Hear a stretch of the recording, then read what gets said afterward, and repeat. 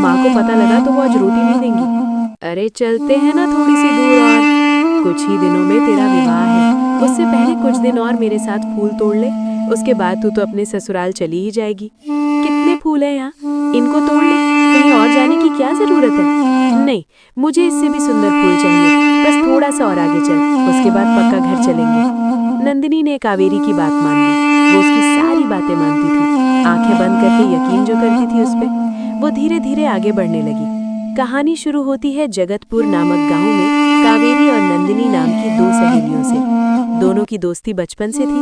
नंदिनी जैसे ही आगे बढ़ती जा रही थी, आसमान का रंग गहराता जा रहा था, जैसे ये आसमान उसको रोकने की कोशिश कर रहा हो। परंतु नंदिनी इस बात से अनजान थी। कावेरी जो उसके साथ आगे बढ़े जा रही थी, उसके दिल में एक अजीब सी खुशी थी। आज वो होगा जिसका अंदाजा नंदिनी ने कभी नहीं लगाया होगा। चलते चलते वो एक ऐसी जगह पहुंच गई जहां बहुत सारे काले फूल थे। उन फूलों को देखकर एक अजीब सी बेचैनी नंदिनी के मन में होने लगी। कावेरी, मेरी दादी कहती है काले फूल इस धरती पर सिर्फ एक जगह मिलते हैं, और वो जगह एक मनहूस जहां होती है, दुनिया के 7वें तबके पे जाके रुकती है। मुझे लगता है ये वही जगह है जहां से दुनिया का 7वां तबका शुरू होता है। मेरी तो समझ नहीं आया, आखिर हम यहाँ कैसे पहुँच गए। हम यहाँ से चलते हैं, मुझे बहुत डर लग रहा है।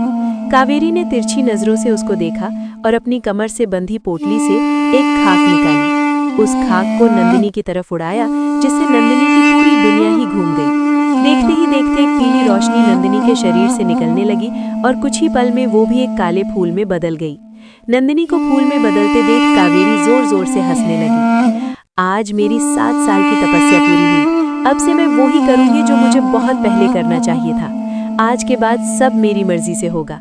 नंदिनी ने मेरी जिंदगी उजाड़ रखी थी, अब समय आ गया है वो सब छीन लेने का जिस पे सिर्फ और सिर्फ मेरा हक है। ये सोचते हुए वो गांव की ओर चल दी। कावेरी के जाने के बाद पेड़ के पीछे से एक इंसान छुपकर ये सब देख रहा था। कावेरी के जाने के बाद वो पेड़ के पीछे से बाहर आया और डरी हुई आवाज में कहा, हे ऊपर वाले, ये क्या हो गया? मैंने तो सोचा भी नहीं था कि कोई इंसान ऐसा भी कर सकता है। हे भगवान, ये दोनों तो गांव की सबसे अच्छी और पक्की सहेलियां थी। नंदिनी बेटी एक बहुत ही समझदार और नेक लड़की है, उसके साथ ऐसा नहीं होना चाहिए था। नहीं नहीं नहीं नहीं नहीं नहीं, मुझे कैसे भी करके नंदिनी को इस 7वें तबके से बाहर निकालना ही होगा।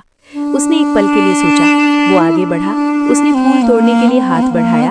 अचानक उसके दिल में ख्याल आया, मैं यहाँ इसलिए पहुंचा क्योंकि मेरे गुरुजी ने मुझे यहाँ का मार्ग दिखाया। फिर ये कावेरी यहाँ कैसे आ गई?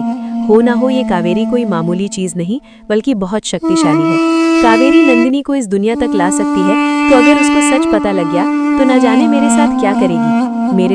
मेरे तो छोटे छोटे बच्चे हैं, मेरी पत्नी है। अरे अगर कावेरी ने मेरे साथ कुछ गलत कर दिया तो मेरे बच्चे और पत्नी कहाँ जाएंगे? नहीं नहीं नहीं नहीं नहीं, मुझे इन सब से दूर ही रहना चाहिए। मुझे किसी और की जान बचाने के लिए अपने परिवार की जान को खतरे में नहीं डालना चाहिए। यही मेरा धर्म है और यही मेरा कर्म। दुनिया में अच्छाई पे चलने के लिए परिवार को छोड़ना पड़ता है और मैं अपने परिवार को नहीं छोड़ सकता। ठीक है, मैं नहीं बचा सकता, पर मैं किसी और को ये सच बता सकता हूँ। उस आदमी ने पीछे मुड़कर देखा। गांव की तरफ जाने वाला रास्ता अब और भी ज्यादा डरावना और अंधेरे से भरा लग रहा था। उस आदमी के मन में अब भी भयानक डर था, पर नंदिनी की मासूमियत का ख्याल उसे चैन नहीं लेने दे रहा था। उसने अपने परिवार और नंदिनी के बीच एक अनचाहा संतुलन बनाने का फैसला किया। मैं अपनी जान खतरे में नहीं डालूंगा, पर मैं सच को दबा भी नहीं सकता। वो उस मनहूस जगह से पीछे हटा और जितनी तेजी से हो सकता था जंगल के बीच से गांव की ओर दौड़ने लगा। डर से उसका गला सूखा हुआ था और हर आहट उसे कावेरी की आहट लग रही थी। जगतपुर गांव में कावेरी सामान्य रूप से प्रवेश कर रही थी। उसके चेहरे पर अब कोई शैतानी मुस्कान नहीं थी, बल्कि एक गंभीर और साध्वी जैसी शांति थी। उसने सीधे नंदिनी के घर का रुख किया। नंदिनी की माँ रुक्मणी देवी दरवाजे पर चिंतित खड़ी थी। शाम ढल चुकी थी और नंदिनी अभी तक नहीं लौटी थी। अरे कावेरी, तुम अकेली? नंदिनी कहाँ है? क्या तुम दोनों फूल तोड़ते तोड़ते बहुत दूर निकल गईं? रुक्मणी देवी ने घबराकर पूछा। कावेरी ने बड़ी ही निर्ममता से भरे दुख का नाटक किया। उसकी आवाज में दर्द था जो उसने 7 साल की तपस्या में सीखा था। काकी, मुझे माफ कर देना। कावेरी ने जमीन पर बैठते हुए रोने का नाटक किया। हम सच में बहुत दूर चले गए थे। मैं नदी के पास थी जब नंदिनी ने कहा कि उसे प्यास लगी है। वो पानी पीने के लिए नीचे झुकी और फिर वो गहरे पानी के भंवर में खो गई। रुक्मणी देवी को जैसे जोरदार बिजली का झटका लगा। नंदिनी, मेरी नंदिनी! उनके हाथ में पकड़ा हुआ पानी का लोटा जमीन पर गिरकर टूट गया। कावेरी तुरंत उठी और रुक्मणी देवी को सहारा दिया। काकी, मैंने उसे बचाने की बहुत कोशिश की, पर भंवर इतना तेज था कि मैं उसे पकड़ नहीं पाई। मुझे लगा कि मैं आपको ये खबर देने के लायक नहीं हूँ। कावेरी ने रुक्मणी देवी को कसकर गले लगा लिया। रुक्मणी देवी जोर जोर से रो रही थीं, लेकिन उन्हें पता नहीं था कि जिस लड़की ने उन्हें सहारा दिया है, असली भंवर तो उस लड़की के दिल में चल रहा है। कावेरी के मन में आवाज गूंज रही थी, नंदिनी ने मेरी शादी रुकवाई थी, मेरा घर उजाड़ा था, अब मैं तेरी शादी की तैयारी को मातम में बदलूंगी। रुक्मणी, ये तो बस शुरुआत है। उसी समय वो डरपोक आदमी गांव के मुखिया गंगाधर के घर पहुंचा।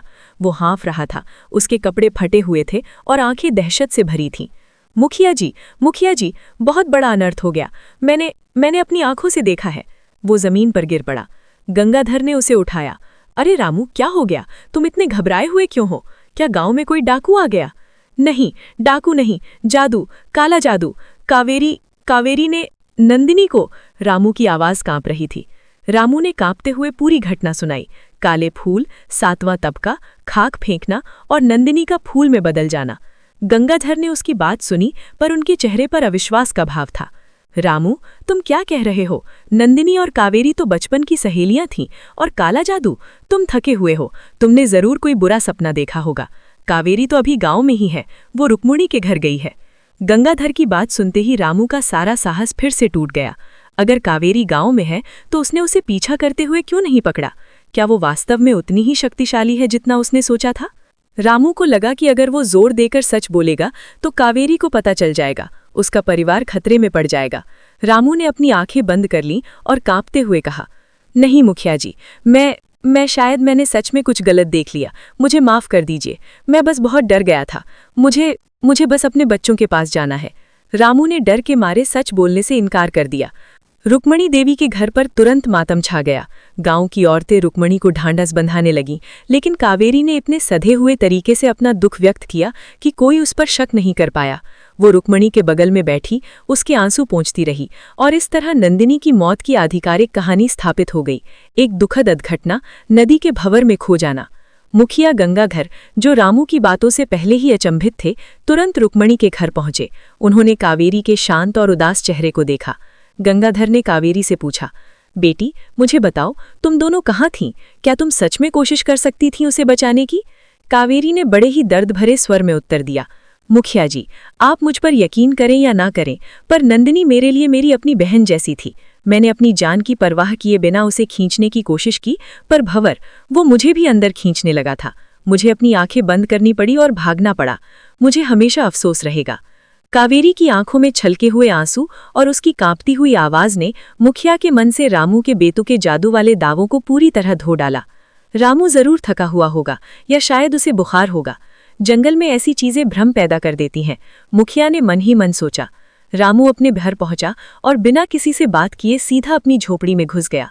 उसकी पत्नी पार्वती उसके फटे कपड़े और दहशत से भरी आंखें देखकर घबरा गई। रामू, क्या हुआ? तुम इतने घबराए हुए क्यों हो? किसने तुम्हें मारा? पार्वती ने चिंतित होकर पूछा। रामू ने अपनी पत्नी को कसकर पकड़ लिया। पार्वती, मैंने एक शैतान को देखा है। मैंने ऐसा कुछ देखा है जो हमारे पूरे गांव को बर्बाद कर देगा। डर के मारे वो सीधे कावेरी का नाम नहीं ले पाया, लेकिन उसने अपनी पत्नी को इशारों इशारों में सच बताने की कोशिश की, ये बताए बिना कि उसने मुखिया को क्या झूठ बोला था। उसने बताया कि कैसे एक लड़की को जादू से एक खतरनाक जगह पर गायब कर दिया गया। पार्वती ने अपने पति की हालत देखी। वो जानती थी कि रामू झूठ नहीं बोल रहा है, लेकिन उसका डर उसे सच्चाई सामने लाने नहीं दे रहा था। रामू, पार्वती ने धीरे से कहा, तुमने मुखिया जी को सब बताया? उन्होंने क्या कहा? रामू जमीन पर बैठ गया।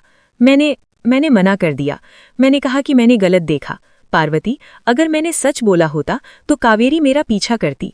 वो जानती है कि मैंने क्या देखा है। वो हमारे बच्चों को नहीं छोड़ेगी।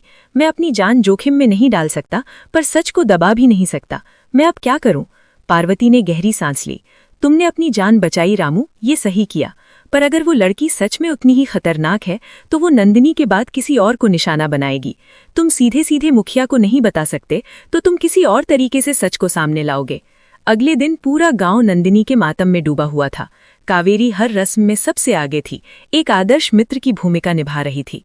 रामू चुपचाप डरते डरते मुखिया के घर की ओर जा रहा था। वो एक अजीब चीज अपने कुर्ते के नीचे छिपाए हुए था, जिसे उसने रात के अंधेरे में उसी मनहूस जगह से उठाया था। जैसे ही वो मुखिया के घर के पास से गुजरा, उसकी मुलाकात कावेरी से हुई, जो रुक्मणी के घर से लौट रही थी। उनकी आंखें मिली। कावेरी के चेहरे पर एक पल के लिए भी कोई भाव नहीं आया, पर उसकी आंखों में एक अंधेरी चेतावनी तैर गई, जिसने रामू की रूह तक को कपा दिया। रामू ने डर के मारे अपना रास्ता बदल लिया और तेजी से दूसरी दिशा में चल दिया। कावेरी ने मुड़कर रामू को भागते हुए देखा। उसके होठों पर एक हल्की लेकिन आत्मविश्वास से भरी शैतानी मुस्कान आई। उसने सोचा, डरपोक आदमी, ये सच नहीं बोलेगा। रामू भागा और सीधे गांव के सबसे बड़े और पुराने वट वृक्ष के पास रुका। उस पेड़ को गांव के लोग साक्षी पेड़ कहते थे, क्योंकि माना जाता था कि ये सभी गांव वालों के रहस्यों का साक्षी है। रामू ने तुरंत अपने कुर्ते के नीचे छिपी हुई चीज निकाली। वो नंदिनी का नदी के भंवर से मिलने वाला कोई अवशेष नहीं था। वो एक सूखा काला फूल था, जिसके किनारे जलने जैसे दिख रहे थे। ये हूबहू वैसा ही फूल था जिसका इस्तेमाल कावेरी ने जंगल में नंदिनी को बदलने के लिए किया था। रामू ने कांपते हाथों से उस काले फूल को वट वृक्ष की सबसे पुरानी जड़ के पास मिट्टी में आधा गाड़ दिया, ताकि वो आसानी से दिखाई दे सके, पर लगे कि वो बस एक सूखा पत्ता है। उसने उसके पास एक छोटा तांबे का सिक्का भी रख दिया, जो गांव में अन्याय का प्रतीक माना जाता था। रामू ने उस काले फूल और तांबे के सिक्के को देखकर कहा, मुखिया जी सच में मुझ पर यकीन नहीं करेंगे, पर गांव में कोई तो है जो अंधविश्वास को संजीदगी से लेता है। कोई तो होगा जो इस अशुभ निशान को पहचानेगा। मैं अपनी जान बचाकर सच को एक निशान के रूप में छोड़ रहा हूँ। वो दिन मातम और उदासी में गुजरा। गांव वाले नंदिनी के दुर्भाग्य पर चर्चा कर रहे थे और कावेरी के निर्दोष दुख की प्रशंसा कर रहे थे। देर शाम मुखिया गंगाधर की पत्नी रमा देवी, जो गांव में अपनी धार्मिक और रहस्यमयी बातों की समझ के लिए जानी जाती थीं, वट वृक्ष के पास से गुजर रही थीं।